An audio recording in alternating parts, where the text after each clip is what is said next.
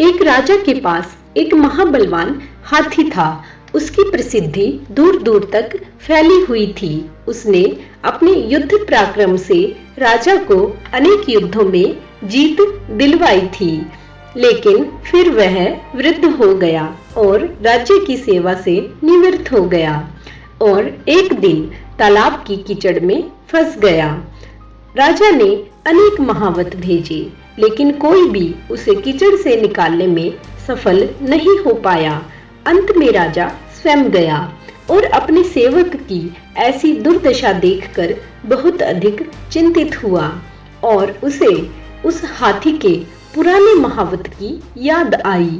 वह महावत भी अब वृद्ध हो गया था और राजा की सेवा से निवृत्त होकर महात्मा बुद्ध की शरण में चला गया था। राजा ने उसे खबर भिजवाई। वह बूढ़ा महावत आया और हाथी को कीचड़ में फंसा देखकर खिलखिलाकर हंसने लगा। उसने सेवकों से कहा, तुरंत संग्राम भेरी लेकर आओ।